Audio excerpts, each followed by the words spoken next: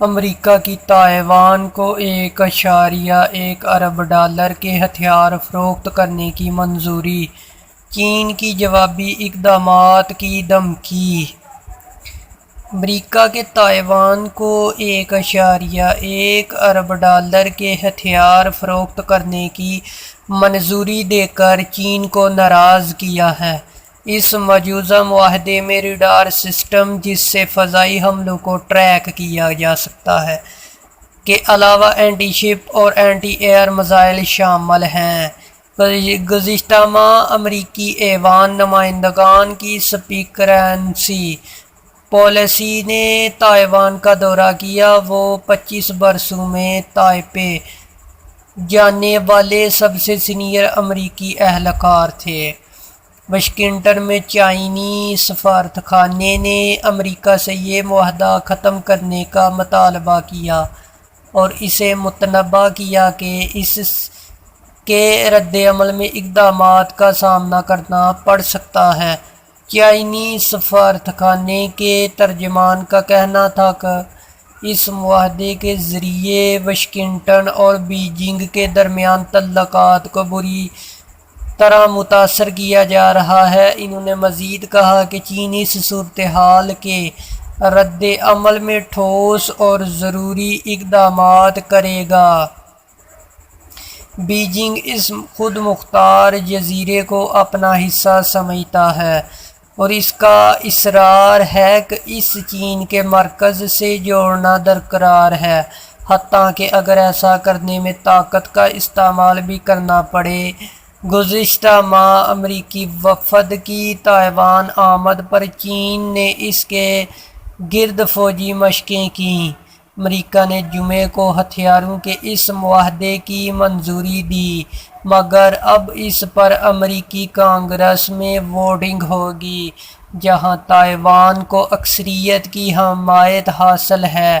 اس معاہدے میں 65 کروڑ 50 لاکھ ڈالر کا ریڈار وارننگ سسٹم اور 35 کروڑ 50 لاکھ ڈالر کے 60 ہارپون میزائل شامل ہیں، جن کی مدد سے بحری جہازوں کو ڈبویا جا سکتا ہے۔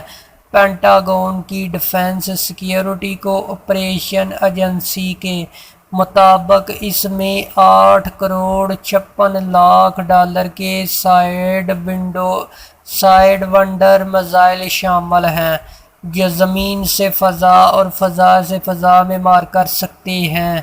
دفتر خارجہ کے ایک ترجمان نے بتایا کہ یہ معاہدہ تائیوان کی سالمیت کے لیے اہم ہے۔ انہوں نے بیجنگ سے مطالبہ کیا کہ وہ تائیوان کے خلاف فوجی، سفارتی اور معاشی دباؤ ختم کرے اور معنی خیز مذاکرات کی طرف جائے۔ اخبار واشنگٹن پوسٹ کے مطابق گزشتہ ماہ پینٹاگون نے بیرونی ملک اتحادیوں کو امریکی ہتھیاروں کی فروخت کے لیے ایک ٹاسک فورس تشکیل دی تھی۔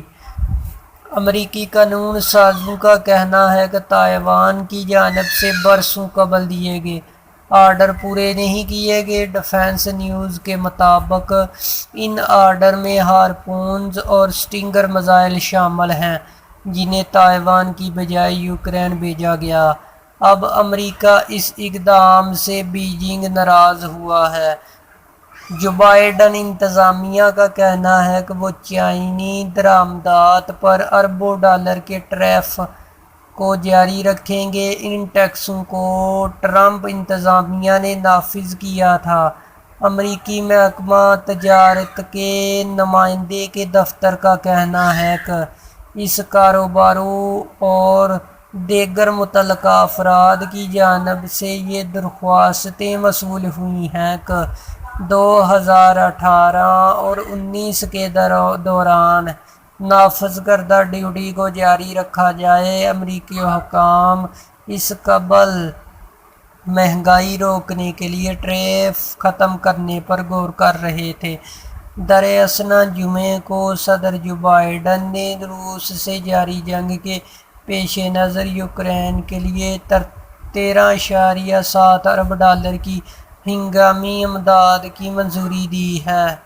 پینٹاگون نے گزشتہ ہفتے کہا تھا کہ یوکرین کے لیے امریکہ کی مجموعی فوجی امداد $13 ارب سے تجاوز کر چکی ہے۔